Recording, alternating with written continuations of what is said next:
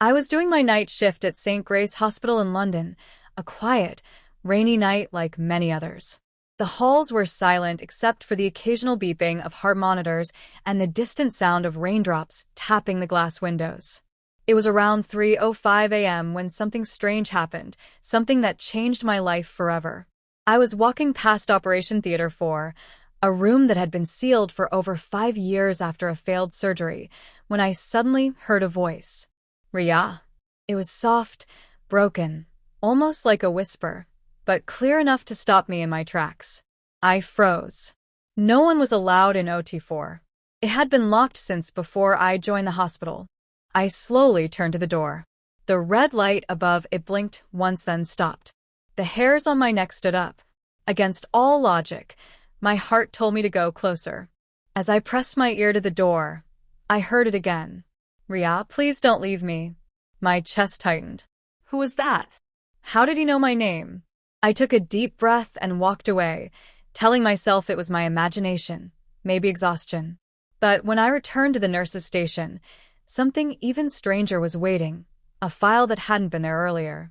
It was old, dusty, with a name written in faded ink. Aryan Mishra. I had never seen this file before, but I felt drawn to it. My hands trembled as I opened it.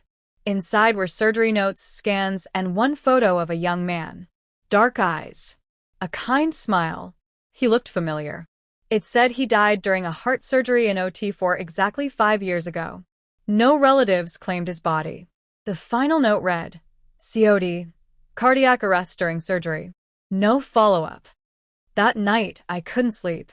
Every time I closed my eyes, I heard that voice. Riya. So the next night, I returned. This time, I carried the file with me. At 3 a.m. sharp, I stood outside OT4 and whispered, Aryan, if you're real, I'm here. The door creaked open. Slowly. By itself. Inside, the room was untouched, dusty, cold, and dark. The surgical light flickered to life. I stepped inside, heart pounding.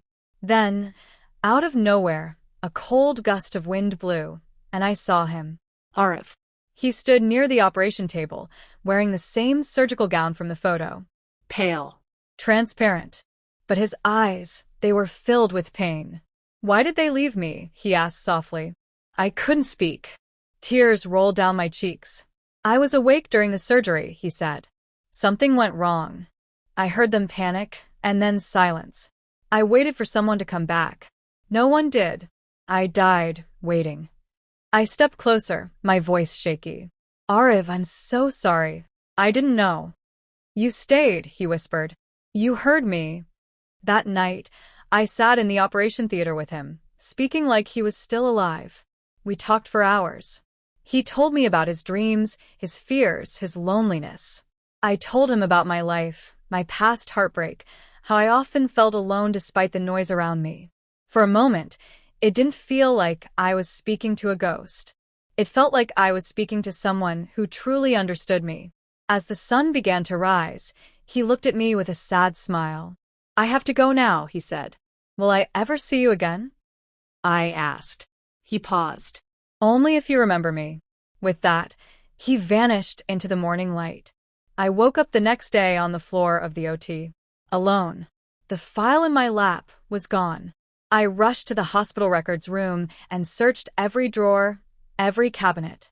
There was no record of Aryan Mishra. It was as if he had never existed.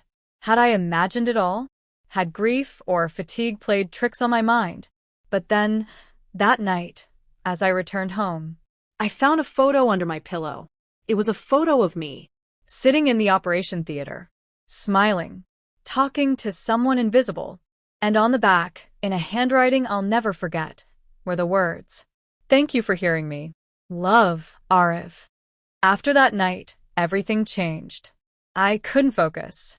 I kept hearing Aryan's voice in my dreams, feeling his presence in the hospital corridors. Every time I passed OT4, I felt a chill and a strange comfort, as if he was still there, watching me, protecting me. But he never appeared again. Weeks passed. One evening, the hospital assigned me to the old wing, a part rarely used anymore.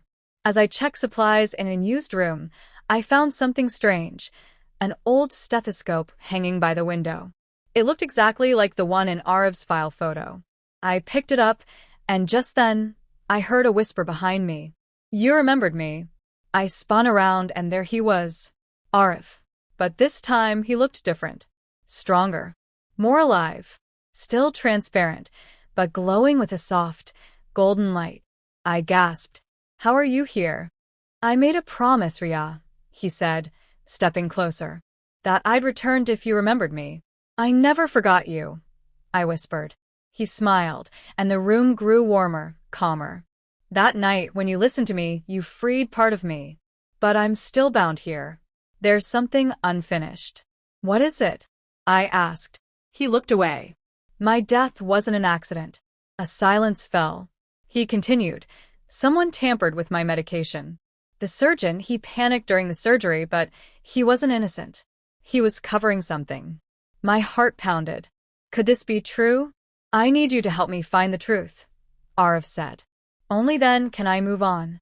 I nodded, tears in my eyes. I'll do it. I'll help you. That night, we searched the old archives together. I could feel him guiding me, opening drawers, pointing to hidden files. We discovered something chilling. Dr. Hayden, the surgeon who operated on Ariv, had a record of multiple malpractice claims, all buried quietly by hospital authorities. One of the nurses had filed a report and vanished days later. Ariv's death wasn't a mistake. It was covered up. I confronted Dr. Hayden. At first, he denied everything. But when I showed him the evidence, his face went pale. You should leave it alone, he said darkly. He's dead. Let him stay that way. He trusted you, I said, trembling with rage. And you killed him. I filed an anonymous complaint to the medical board. The case was reopened. Dr. Hayden resigned days later and left the country. That night, as I stood alone in the hospital garden, Ariv appeared again, brighter, peaceful. You did it, he said softly. You gave me justice. I smiled through my tears. Now you can be free. He stepped closer, gently touching my hand. For the first time, I felt him. Warm. Real. I should go now, he whispered. But there's something I must tell you. I held my breath. I loved you, even before death. I saw you the day I came here for surgery. Your smile stayed with me even after I died. That's why my spirit waited. I broke down. Don't leave. He leaned in, his voice close to my ear. I'm not leaving you. Look into your heart.